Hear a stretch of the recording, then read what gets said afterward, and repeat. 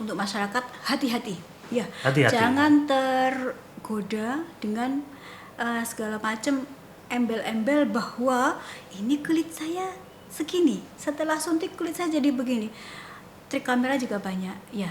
Ya. Tapi kemudian juga kita harus kembali nih, kalau kita membuat sesuatu yang tidak sesuai dengan alaminya kita secara genetik, Iya. pasti ada resiko di situ.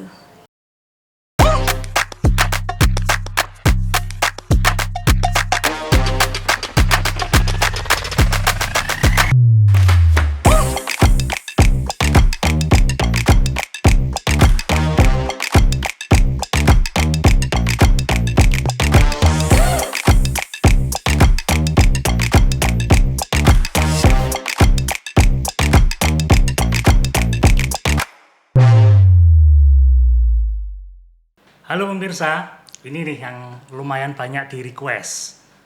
Kali ini ada Dr. Emy Kussumaningsih SPDV. Ada Ya, tambahannya. SPDV. Ya dok ya? Iya, Ya, baru lagi ya, tepuk Mas, tangan ya. untuk Dr. Emy. Nah, ini agak salah dikit gak apa-apa ya pemirsa. SPDV ternyata benernya SPDVE lah. Iya. Ngomong-ngomong tentang gelar nih dok. Iya. Profesi spesialis yang dulunya sering disebut spesialis kulit dan kelamin. Betul. Itu kenapa kok sekarang dirubah menjadi SPDV, bahkan yang terbaru SPDVE. Betul. Itu gimana dok? Jadi ini sebenarnya gelar yang setara ya Mas, sama. Cuman Ya. pada lulusan sebelum 2019 itu SPKK. Ya. Kemudian kita ada perubahan dari kolegium, mengikuti kolegium itu 2019 sampai 2022 SPDV. Kemudian yang terbaru lagi yang sudah keluar dari kolegium itu SPDVE. Ada tambahan estetiknya. Berarti baru banget ini, Baru barusan banget. ya? Iya, barusan. Ada, kalau boleh tahu, DVE itu panjangannya apa dok? Kalau DVE itu dermatologi, venereologi dan estetik. Dermatologi itu ilmu yang mempelajari kulit, mukosa, terus kuku, rambut itu. Kalau ya. venereologi yang sekitar kelamin, Ya. kemudian estetik yang saat ini lagi heboh-hebohnya ya kosmetik, estetik gitu itu. Iya. Ya. Berarti Kecantikan lah ya. yang bisa ditangani oleh seorang spesialis dermatologi, venerologi, dan estetika ini apa aja dok? Kan ini banyak nih yang orang-orang itu memahaminya kalau spesialis kulit dan kelamin di rumah sakit itu hanya mengurusi penyakit-penyakit kulit dan kelamin aja. Sebenarnya gimana sih dok? Apa saja yang diurusin? Iya, benar. Jadi pandangan kita sih meluruskan ya Mas ya pandangannya. Biasanya orang kalau sakit kulit, panu, kadas, kurap atau infeksi-infeksi datangnya ke dokter kulit nih. Ya. Tapi kalau berhubungan jerawat dan sebagainya datangnya ke dokter yang lainnya nih. Padahal kan jerawat maupun flek maupun apapun itu juga bagian dari kulit, sehingga kita juga menguasainya gitu ya Mas. Terus kemudian apa saja penyakitnya? Penyakitnya banyak sih. Selain dari kulit itu sendiri ada dermatologi alergi. Alergi itu berarti yang mulai alergi makanan, alergi obat, terus kemudian infeksi. Infeksi yang sifatnya adalah spesifik dan non spesifik. Spesifik apa dok? TBC ya. TBC kan tidak hanya di paru nih, bisa di kulit juga. Terus kemudian infeksi yang lainnya virus, jamur, bakteri itu masuk juga. Terus kemudian juga ada dermatologi pediatri. Banyak nih yang WA nih Mas. Dok, saya mau periksa anak saya masih baru lahir, bisa enggak? Ya bisa banget ya. Bisa. Selama ada kulit di situ ya bisa gitu ya. Pokoknya enggak dibalik-balik kulitnya kelamin lah, semuanya pasti bisa ya. Kulitnya kelamin berarti kelamin doang. Berarti kan semua gitu. usia dok ya? Semua usia. Iya. Jadi ada dermatologi pediatrik itu berarti mulai dari bayi baru lahir itu anak-anak ya sampai dermatologi geriatri. Jadi manula. Pasien saya juga banyak yang manula. Pasien bayi ada spesifik tertentu untuk sakit-sakitnya, begitu juga manula. Terus kemudian juga tumor bedah kulit ada. Ya memang ada sendiri cabang ilmu pada dermatologi yang mempelajari masalah tumor. Tumor tapi di kulit. Di kulit gitu ya. Itu masuknya di SPDV. Ya. Jadi memang kalau ada kompetensi saya pasti berani, tapi kalau enggak ya pasti akan kita serahkan ke TS yang lain ya, bedah bedah gitu. Terus kemudian juga yang terakhir estetik. estetik itu sebenarnya memang dari dulu ada, Iya. cuman memang mungkin belum di blow up sehingga masyarakat awam taunya estetik ya saya ke dokter itu ya ke situ. Iya. Padahal kita lebih mempelajarinya pun tidak cuma seminggu 2 minggu ya, Iya. 4 tahun sih ya kita belajarnya. Lama banget dok itu ya 4 tahun. Lama ya, Iya. karena kita memang mempelajari dari masalah kulit dan sebagainya itu memang memang spesifikasinya. Itu bukan seperti hanya itu. sekedar sertifikat seperti kecantikan itu bukan dok ya? Bukan, memang kita mempelajarinya secara khusus. Bahkan secara ujian nasional pun ada sendiri untuk kosmetik, estetik itu ada ujiannya sendiri. Ada sendiri Ada di sendiri. perkuliahan Iya. SPDVE itu ya. Ngomong-ngomong tentang ini tadi sudah dijelaskan apa saja yang sudah bisa ditangani seperti itu ya. Iya. Kan ini banyak masyarakat itu berpikir saya pengen putih, saya Iya, pengen betul. cantik gitu kan. Sekarang kan musim nih banyak orang mencari cara yang cepat, yang murah, yang mudah, pokoknya instan dok. Betul. Cari di marketplace obat-obatan, krim dan sebagainya itu. Kalau menurut dokter gimana nih sarannya yang baik? Karena kan kalau saya mikirnya Iya. aman nggak sih kayak gitu? betul. Itu gimana dok? Saya sendiri ini pertanyaan bagus banget yang sekarang benar-benar harus kita kampanyekan ini ya ke Iya. masyarakat, karena begitu maraknya lifestyle dari luar, terutama Korean style dan sebagainya, tidak menyalahkan sana, tapi Iya. yang salah adalah kita jadi menduplikat bahwa cantik itu adalah putih. Ya, Iya, itu kan sebenarnya salah. Kalau saya semua warna kulit itu adalah cantik gitu Iya. kan. Dan kita harus bersyukur nih, apapun warna kulit kita, tinggal kita merawatnya bagaimana. Iya. Ya, model yang kulitnya hitam pun ada yang terkenal kok ya, tetap cantik kan. Jadi tidak selalu putih. Dan juga apa sih perannya pigmen? Pigmen itu sangat berperan pada Iya. kulit kita, karena dia juga sebagai daya tahan tubuh nih, di mana sinar matahari itu jika pigmen kita sangat kurang karena diputihkan dan sebagainya, rawan sekali terjadi kanker kulit, Mas. Oh, gitu Makanya ya. saat ini saya sendiri sangat sekarang ini banyak sekali pasien-pasien yang datang dengan karsinoma atau kanker kulit. Kanker Iya, kulit kanker banyak dok kulit sekarang ya? banyak sekali. Saya sendiri kaget loh, kenapa ya? Frekuensinya sekarang jadi sangat banyak. Itu tadi karena pola hidup kita yang ingin putih. Padahal pada iklim tropis seperti kita, pigmen sangat diperlukan. Untuk Ya. itu tadi ya, untuk barrier, Untuk perlindungan ya perlindungan. dari sinar UV. Sinar UV. Sinar UV sekarang kan kadang kalau kapan lalu itu sangat ekstrim sekali ya, sehingga kita harus menggunakan Iya. sunblock, sunscreen yang dengan SPF seberapa untuk melindungi seperti itu. Jadi kalau pesan saya sih kepada para masyarakat nih, jangan tergiur yang murah, cepat, instan, Iya. cepat putih gitu ya. Kan itu dipikirlah investasi ke kulit kita 5 tahun ke depan jadi apa gitu Iya, ya. betul ya. Banyak sekali pasien yang datang ke saya dengan keluhan setelah beli krim online nih, cepet dok, putih dok, tapi wajahnya jadi menghitam.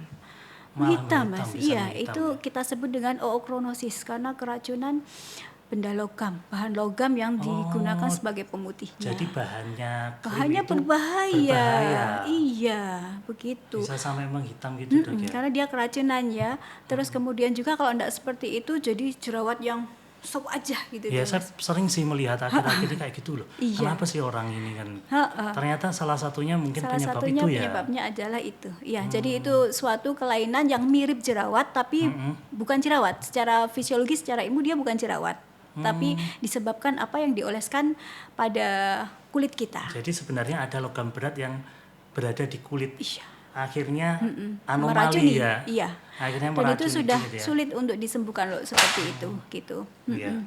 Jadi ini penting buat pemirsa masyarakat Iya. semuanya. Jadi kita nggak boleh nih berpikir kulit yang cantik itu pasti putih, ya dok ya. Betul, iya. Harus sesuai dengan genetiknya masing-masing. Betul, Karena iya. itu tadi terutama di negara tropis yang paparan UV-nya itu tinggi.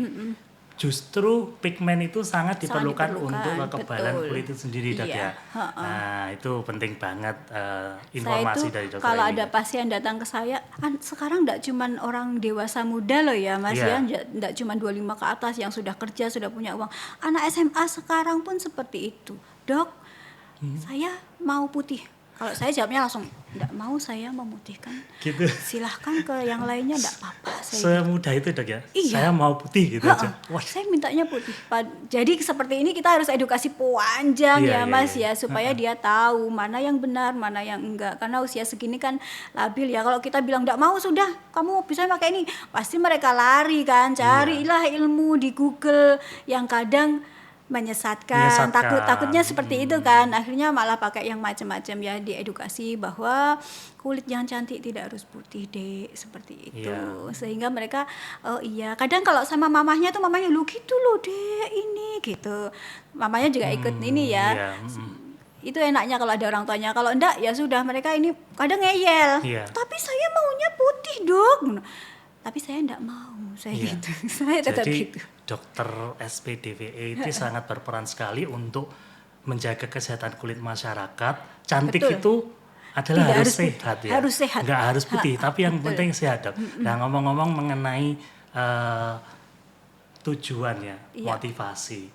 Dokter kan tadi sudah memberikan saya informasi bahwa peran dokter SPDVE itu juga mengedukasi. Yang sulit banget adalah mengedukasi Dok ya. Betul. Nah itu dulu dokter waktu memilih menjadi profesi spesialis dermatologi itu apa sih yang mendorong dokter Emi itu untuk sampai jadi sekarang ini? Ini ya Mas ya, menggali masa lalu ya. Iya. Saya dulu pengen jadi dokter jantung Mas, pengen banget. Oh sempat hebat gitu ya, jantung ya?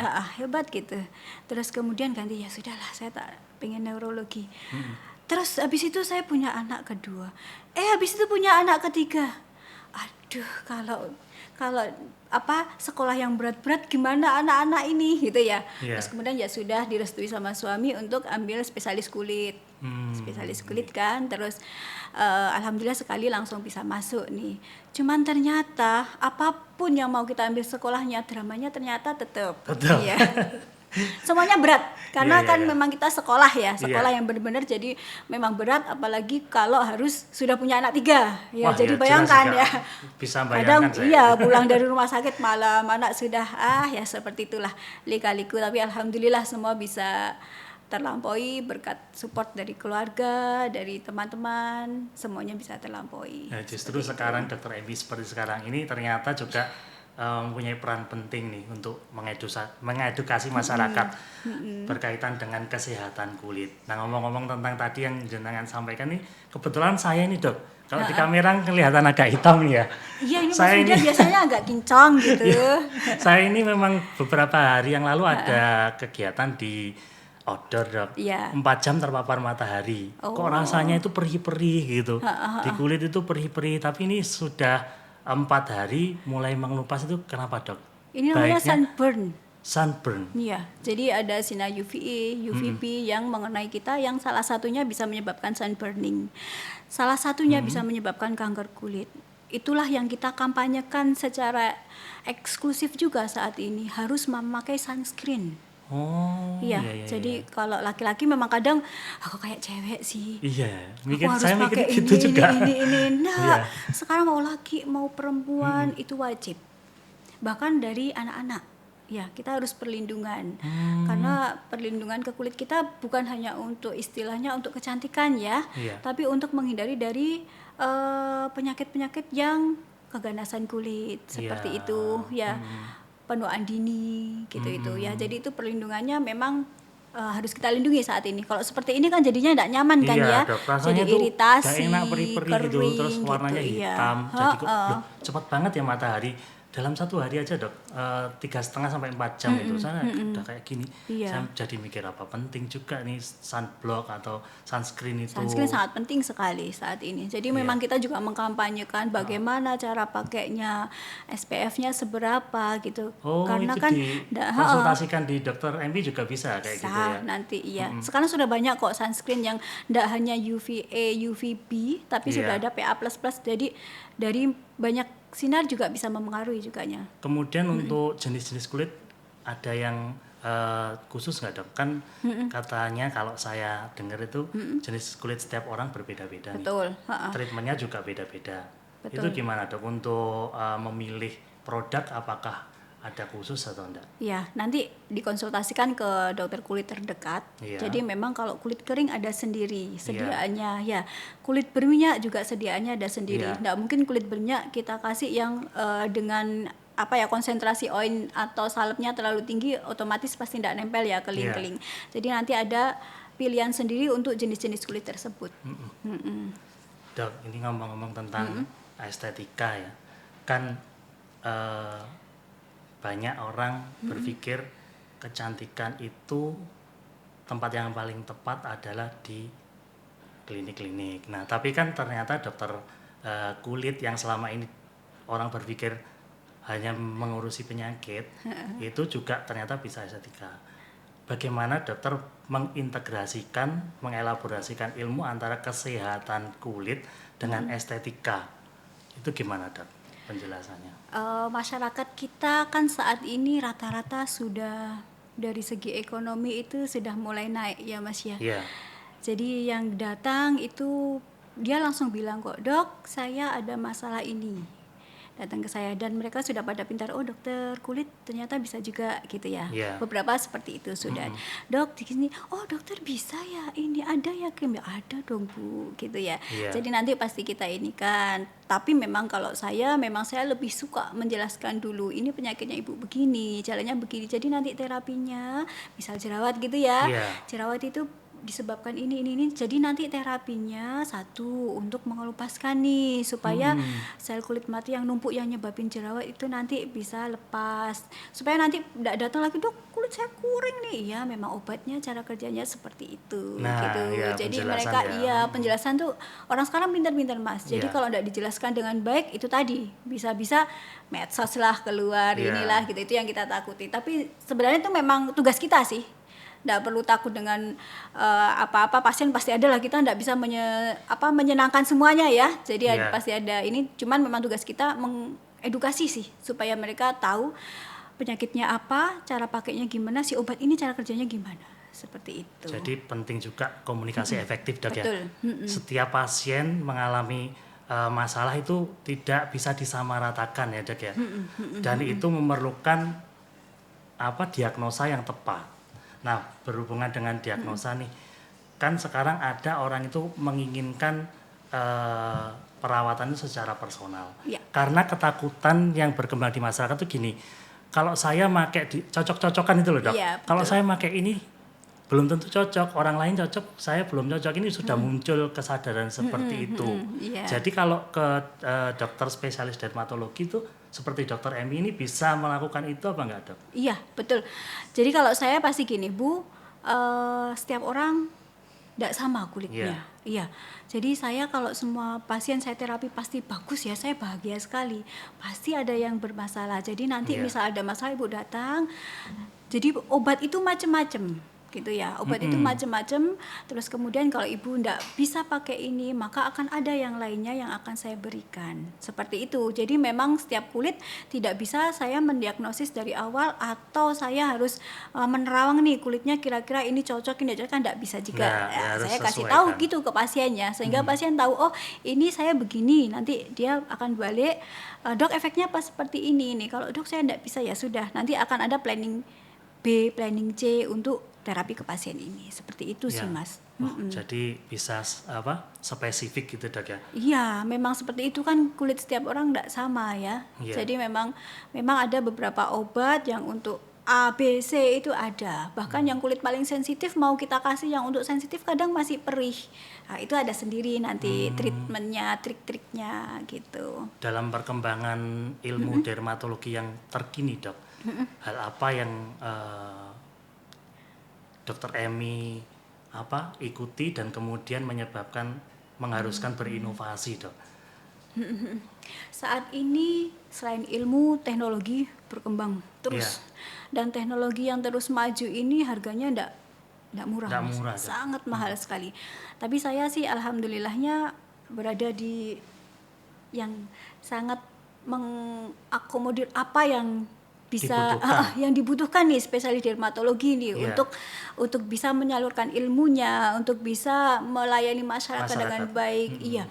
Jadi laser ada, kemudian alat-alat yang saya butuhkan juga ada. Jadi di rumah sakit kita, mau penyakit, mau masalah estetik, bahkan tumor pembuluh darah yang mungkin harus ke kota besar ya, kita bisa. Itu Dan tidak perlu pasien bedah saya, juga bisa Dok ya, kayak gitu ya.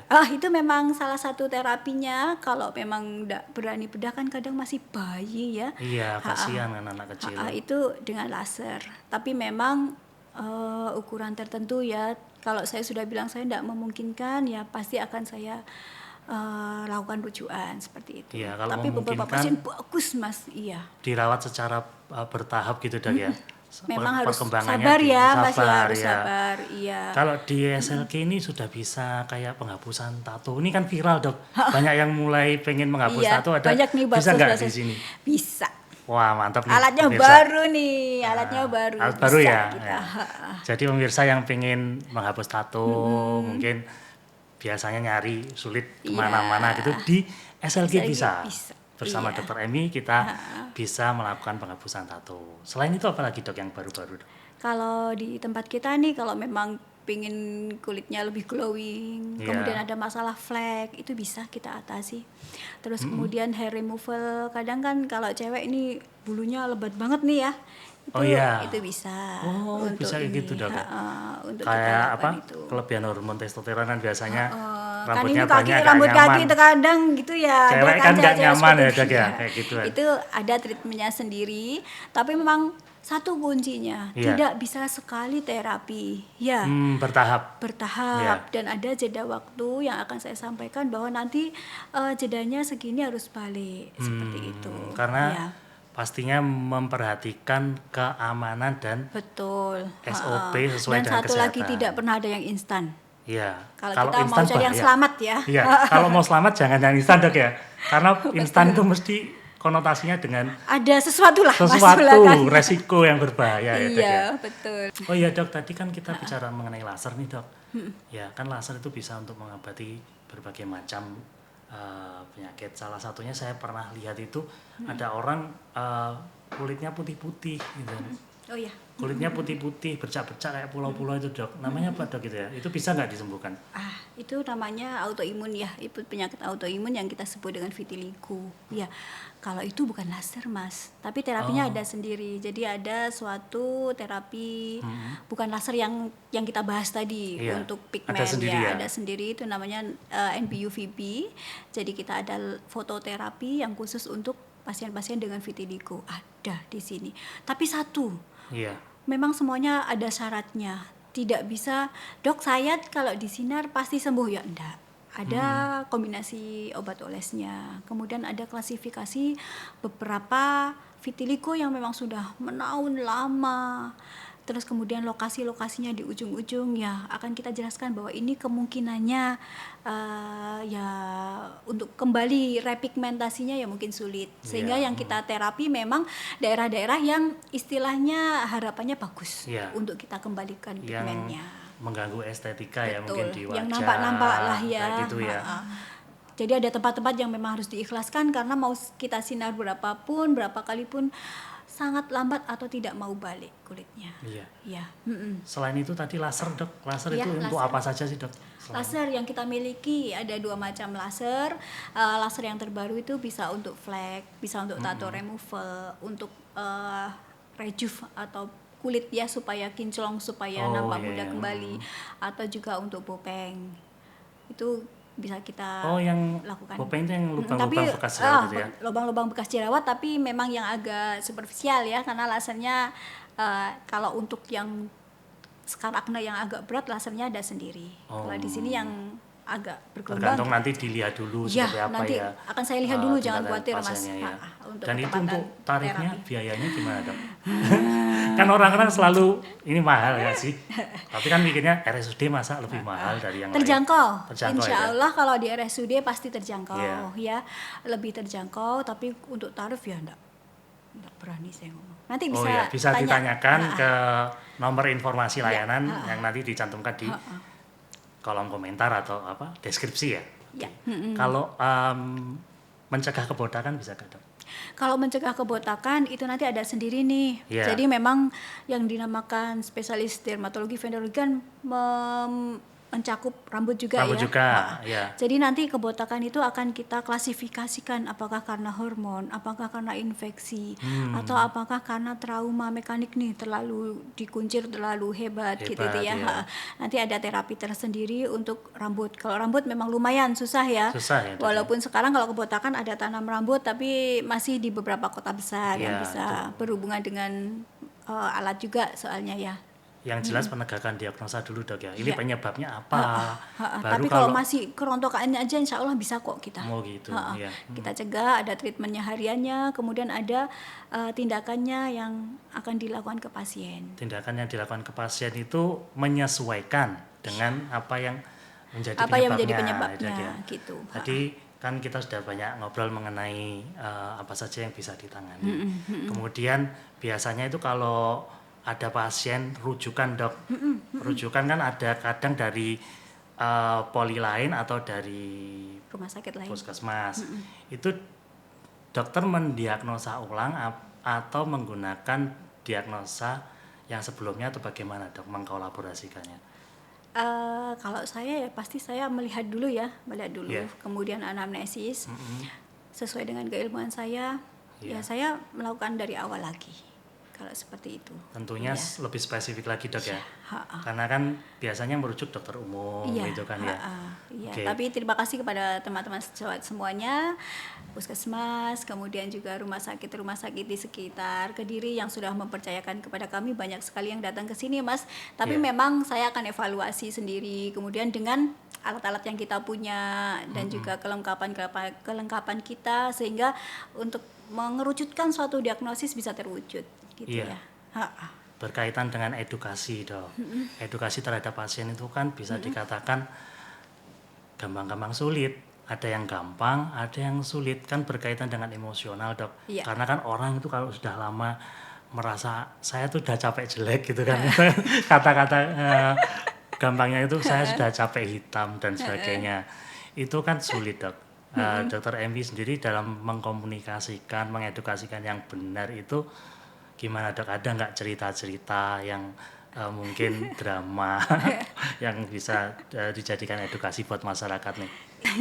Banyak sekali Mas seperti itu cerita-cerita apa istilahnya yang mereka merasa, dok saya sudah tidak hanya bosan jelek ya, saya sudah ke mana-mana dok, sudah kesini tapi hasilnya tetap, atau malah mungkin semakin malah iritasi dan sebagainya ya. Iya. Kalau saya sih ya tetap kita dekati lah Mas, kita dekati, kemudian kita ajak ngomong dulu supaya kita searah dan kemudian juga kita memberikan baliknya ujungnya edukasi lagi. Edukasi dok. Iya, edukasi perawatan kulit yang bagus bagaimana, Iya. gitu ya, supaya mereka paham, oh kulitku tipenya misal nih ya, Iya. tipenya begini, maka yang harus saya lakukan A B C D gitu ya. Nanti krimnya misal pakai krim nih ya, Iya. yang penting adalah perawatan kulit. Yang pertama adalah pembersihan, kemudian mengembalikan barrier kulit supaya bagus nih ya, jadi pakai pelembab gitu ya.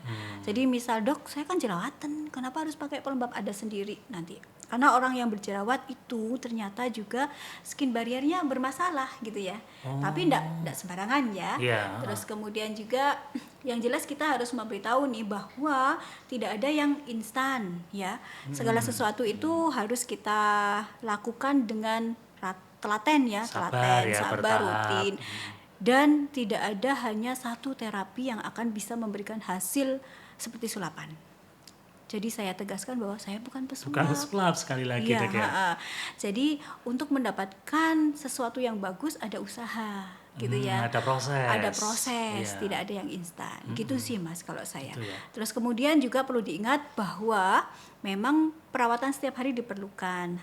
Tapi juga pasti ada perawatan selanjutnya yang akan menunjang supaya kulit kita tetap jadi bagus gitu Gitu ya. ya. Jadi kan Treatment lah treatmentnya harus istilahnya. sabar, terus bertahap, ada kelanjutan proses apa lagi. Iya. Tapi masyarakat ini kebanyakan melakukan sesuatu itu berdasarkan cerita orang dok. Iya. Kan ketok tular biasanya. Iya, betul. Kan banyak juga nih yang berhasil. Ngomong-ngomong tentang keberhasilan memutihkan dok, kan ada yang namanya suntik ya, Ha-ha. suntik kolagen lah atau Suntik memutihkan pemutih sih, Mas. infus untuk pemutih dan sebagainya itu dok. Itu apa benar seberhasil itu? Apakah ada resikonya dan baiknya gimana dok? Untuk masyarakat hati-hati, ya, Hati-hati. jangan tergoda dengan segala macam embel-embel bahwa ini kulit saya segini, setelah suntik kulit saya jadi begini. Trik kamera juga banyak, ya. Ya, Tapi kemudian juga kita harus kembali nih, kalau kita membuat sesuatu yang tidak sesuai dengan alaminya kita secara genetik, iya, pasti ada resiko di situ, ya.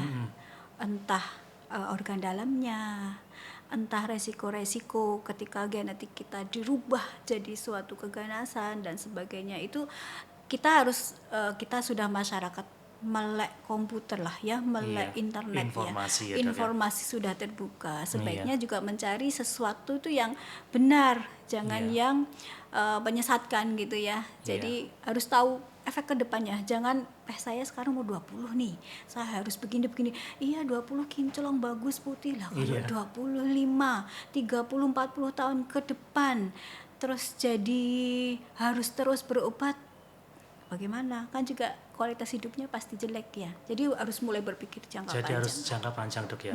Nggak bisa kita berpikir saya pengen cantik instan, itu ada yang berhasil nih. Iya. Suntik 1 kali 2 kali langsung putih. Itu yang Padahal- bahaya, Mas. Bahaya, Jadi ya. sebenarnya kalau saya, dok bisa kita memasukkan antioksidan yang sesuai lah dengan kebutuhan tubuhnya ya. Jadi kalau infus memutihkan, mohon maaf saya kalau ditanya pribadi saya tidak setuju. Dok ada, tapi kan memang semuanya sesuai dengan kebutuhan ya. Iya. Dimana yang kita butuhkan adalah misal antioksidannya seberapa, vitaminnya seberapa gitu. Kalau saya ditanya, saya tidak berjanji akan memutihkan, tapi Iya. setidaknya kulitnya menjadi lebih sehat. Lebih sehat itu ya. Ha-ha, Karena lebih sekali lagi lembab putih gitu ya. itu bukanlah tujuan yang harus dikejar itu kan dok ya. Betul, ha-ha. Karena cantik gak harus putih itu tadi. Tapi banyak nih berkembang dok di luaran sana. Iya. Umum ya.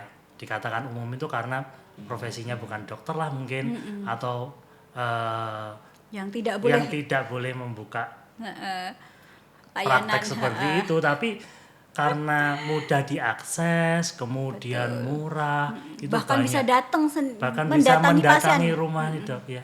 Itu perlu diwaspadai. Dok, Sangat kayak perlu. Saya tuh ada pasien sampai saya bingung, Mas. Ini apa yang dimasukkan hingga jadi dia bilang dia itu tadilah ya seperti itu, infus dan sebagainya yang bukan tenaga kesehatan, bukan dokter, mendatangi terus masih sekitar mungkin 2 kali atau apa itu stretch mark, Mas. Bener-bener stretch mark yang stria itu loh ya. Itu sekaki. sekujur kaki. Itu memang kalau kita memang ada obat-obat yang bisa seperti itu, tapi kenapa harus memasukkan itu gitu loh ya. Iya. Saya sampai bingung, ya ampun. Jadi masyarakat tuh harus bisa memilih dan memilah ya. Iya. Jangan instannya aja, murahnya, instannya, mudahnya. Lah kalau berakibat seperti itu pasti harga untuk terapinya jauh lebih mahal daripada Konsekuensinya berat, Dok, ya. Bisa daripada jadi itu setahun tadi oke. infusnya. Tahun berikutnya sakit kulitnya jadi berobat 5 tahun 10 Iya, tahun itu yang belum biaya kan harus otomatis difikirkan. kalau masuk ke estetik asuransi pasti tidak menjamin kan? Iya juga. Iya. Jadi kalau saya akan menjelaskan ke pasien bahwa kalau penyakit kulit, dermatologi, venereologi, insya Allah ditanggung nih. Iya. Tapi kalau sudah estetik, hanya beberapa asuransi yang nanggung gitu ya. Jadi ya kita harus hati-hati lah gitu. Makanya masyarakat harus selektif dan tidak boleh berpikir secara instan untuk menjadi Iya. cakep, untuk menjadi cantik. Jadi tadi kita sudah ngobrol banyak nih tentang kulit, tentang Ada yang lucu, Mas. Ada dok. Kalau pasien datang, dok saya maunya kulitnya kayak dokter nih. Iya. Lah kalau saya jawab enak aja, Bu, saya sudah kawan baik seperti ini. Jadi ya, dokter pakai apa? Dokter infus apa? Suntik apa? Loh saya sudah kawanan baik Bu seperti ini. Oh, iya, gitu. iya. Jadi kadang saya tuh mematahkan dulu pasien supaya ndak bercita-cita tinggi dulu Ekspektasi, ya, ekspektasinya ya. ndak setinggi langit, saya akan patahkan dulu. Habis itu saya carikan keluar. Ibu bisa begini seperti itu nanti. Jadi Betul mereka juga, ya. saya bimbing dari bawah, bukan dari atas terus tahu-tahu nanti bulan depan ngamuk ke saya. Katanya dokter begini Oh, enggak mau saya seperti Bedanya itu. orang jualan sama dokter kan gini ya, ada tanggung jawab ya, ada Betul. tanggung jawab terhadap resiko ke depan, Resiko, kemudian iya. kesehatan. Ini banyak kan Efek samping kan harus efek kita samping harus jelaskan dijelaskan ya. dari awal. Sementara di luaran sana itu banyak iklan dok, membandingkan antara after before, putih Iya, sama hitam. Kemudian orang jualan tuh yang jualan cantik-cantik dok, padahal belum tentu nih pakai produk yang dijual itu kan ya. Bisa jadi seperti jenengan Itulah tadi. yang bikin itu tadi ya. Iya. Ngiler lah ya lihatnya. Oh, itu cantik nih, aku bisa seperti itu. Iya. Yang terjadi jerawatan semua. Kita banyak ini Iya. ngobrol-ngobrol tentang kecantikan, tentang kesehatan kulit, yang belum nih kesehatan kelamin dok. Iya. Ini kan kebanyakan masyarakat tabu nih membahas tentang ini. Karena penyakit kulit itu selalu berhubungan dengan hal-hal yang konotasinya negatif dok. Kelamin. Ini kelamin ya, bukan kulit. Sekarang ini kan zaman yang sudah semakin tua ya, semakin kesini, semakin ke sana. Masyarakat itu dulu mungkin pergaulan bebas nggak sampai ke anak-anak yang muda belia. Sekarang sudah sampai anak-anak muda belia, SMP, SMA itu sudah banyak sekali yang seperti itu dok. Itu gimana dok? Dalam menjadi seorang dokter dermatologi, venerologi dan estetika, kan tentunya ada pasien yang Betul. mengalami keluhan tersebut. Apa ya, PSM ya, penyakit seksual menular itu Penyakit menular seksual. PMS ya, Ya. penyakit menular seksual. Atau infeksi menular Ya, seksual. itu apakah di Dokter Emi bisa berkonsultasi kemudian berobat, dan bagaimana sih dokter menangani pasien-pasien seperti itu? Jawabannya ya bisa banget, Mas. Bisa, Dok, ya. Iya. Jadi gini, peran kita selain tadi kesehatan kulit, Iya. kesehatan kelamin juga. Mm-mm. Jadi kadang saya jadi ustazah nih, Mas. Kalau Iya. harus berhubungan dengan pasien-pasien yang memang gaya hidupnya, ya. free sex gitulah ya. Jadi kita memang menata kalau dulu hal yang tabu, sekarang bahkan usia remaja pun sudah mulai terpapar. Itu tadi kembali lagi betapa mudahnya mereka mengakses dengan hanya memegang handphone HP-nya. ya, sehingga masuklah pergaulan-pergaulan yang tidak baik, membuat mereka menjadi melakukan gitu ya. Iya. Banyak sekali pasien-pasien yang memang harus kita luruskan ya, harus kita kembalikan istilahnya bahwa ajaran agama manapun tidak membenarkan ya. pergaulan bebas. Iya. Kalau yang di atas bilang itu enggak boleh, otomatis pasti akan banyak Keburukan yang sebenarnya dicegah. penyakit ya Penyakit kan? itu kan. Iya, mulai dari gonore, infeksi kencing nanah itu loh ya, sifilis, kemudian kutil kelamin, frekuensinya banyak sekali sekarang, sangat banyak. Jadi kalau saya praktek sebagai dokter kulit kelamin estetik, kelamin ini juga banyak, Mas. Iya. Biasanya mereka datang dengan diam-diam di depan, ini tidak mau ngomong apa, terus nanti ya memang kita harus jadi media ya. Iya. Selain kita kan tidak boleh ya menjudge gitu, tidak boleh ya. Iya. Kalau pasien supaya sehati dengan kita ya menasehati kita Pelan-pelan gitu ya. pelan-pelan gitu. Dan kemudian memberitahu bahwa memang itu salah, tidak boleh gitu Iya. ya. Sebaiknya ya setia pada pasangan gitu.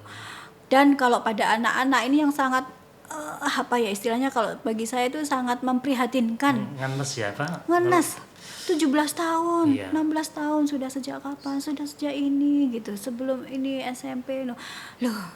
Kita dulu SMP aja ingusen ya, Mas Iya. ya Allah, sekarang aduh. Ya Allah, sekarang ngeri Dok. Jadi orang tua ya, saya memposisikan saya dokter, saya juga orang tua gitu ya. Saya punya anak-anak, jadi saya juga merangkul mereka supaya masa depanmu itu harus kamu capai.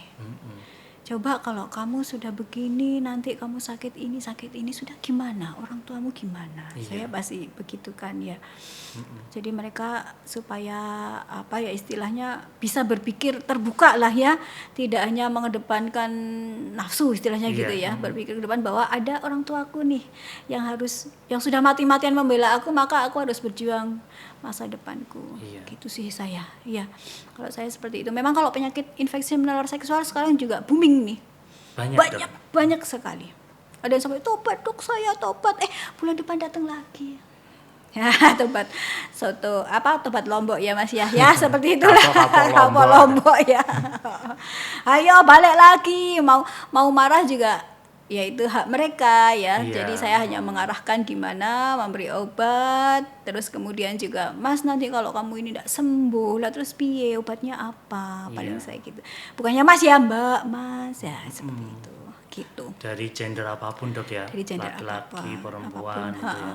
Kalau iya. penyakit kelamin itu rata-rata kan kalau sudah notok, kalau udah kejadian baru merasa kadang salah. Yang ini Mas, yang memprihatinkan lagi mereka kan mencari nih, ini obatnya apa ya, ini apa, beli sendiri. Nyari-nyari sendiri. Antibiotik iya nyari sendiri. Karena malu itu dok ya. Iya karena malu. Dan kadang ininya ke apotek tuh saya mau beli obat untuk ini dikasih gitu loh ya. Apoteknya juga gitu. Jadi saya harap kalau apotek juga yang inilah bijak lah ya istilahnya, Iya. tidak mengobrol antibiotik dengan seenaknya. Itu tadi tingkat resistensi dari kuman itu kita harus aware banget gitu ya. Ketika obat yang seharusnya pakai obat yang ini saja sudah mempan, ketika dia sudah macam-macam dimasukkan akan terjadi resistensi pada bakteri, maka akan membutuhkan generasi yang baru dari antibiotik yang otomatis harganya juga fantastis kan ya. Lebih mahal pastinya. Lebih mahal gitu. Karena jadi kita kebal tadi dok ya. Kebal, bakterinya kebal. Kalau cuman kebal satu macam antibiotik, mungkin kita masih bisa nih. Alternatifnya masih ada yang lain. murah-murah gitu ya. Tapi ternyata kadang itu sudah kebal beberapa sehingga harus kirim. Nah kalau harus dikirim ke kota besar kan juga mereka pasti kerjaannya gimana, ininya gimana, kan pasti begitu kan ya. Dan ini membahayakan ketika dia akan menularkan ke orang lain secara bebas. Itu yang berbahaya. Jadi sebenarnya tidak boleh, pertama nggak boleh malu dok ya. Harus benar-benar periksa ke dokter ahlinya. Betul. Karena antibiotik itu nggak boleh sembarangan. Yang kedua, fungsi preventifnya harus dijalankan dok ya. Betul. Jadi kalau sudah kejadian jangan melakukan lagi, karena ini juga bisa menyebabkan penyebaran ke banyak orang. Penyebarannya itu yang kita ini yang kan kita harus hentikan. Makanya dokter Emi harus jadi ustadzah juga, harus jadi kayak berperan jadi orang tua. Kemudian agamamu apa Mas? Ayo, saya rasa agama apapun saya sangat menghormati, pasti tidak membenarkan gitu kan ya. Itu. Ayo kembali ke agamamu gitu. Kembali, itu dilarang, tidak boleh. Ayo, saya pasti gitu.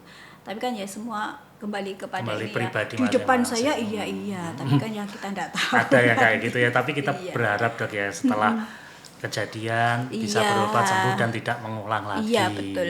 Iya. Seperti itu. Namanya juga ini ya kita berusaha ya. Kalau kita diam kita juga salah kan ya, seperti itu ya Mas ya. Dokter menjalankan fungsi kuratif, pengobatan. Tapi kalau berhubungan dengan penyakit kelamin lebih banyak ke promotif, preventif dok ya. Betul. Ya, karena juga harus menjadi garda terdepan untuk membentengi masyarakat supaya tidak menyebar terus-menerus nih penularannya dok ya. Iya betul. Dan mungkin penyakit-penyakit seperti HIV dan sebagainya sekarang kita kan aware banget ya. Ya kita harus menghindari supaya tidak terinfeksi itu gitu loh. Bagi teman-teman yang memang mengidap ya sudah, mohon pengobatannya rutin. Mohon juga istilahnya ya terus komunikatif lah dengan ininya, harapannya tidak menyebar, tidak semakin menyebar banyak gitu loh Mas ya. Harus terus kontrol ya, terus kontrol ya. Datang pasti ke kita juga, pasti kita rangkul kok. Kita juga nggak akan sebelah mata, nggak, pasti kita rangkul pasien-pasien. Dan pastinya kerahasiaan dijaga dok ya, nggak akan disebar-sebar ini orangnya gini kan, itu termasuk etik juga. Betul.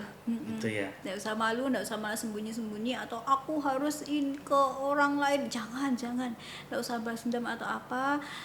Kita mengobati diri kita sendiri, kita bertemu pada orang yang benar gitu ya, sehingga semuanya bisa dijalani dengan baik. Gitu ya.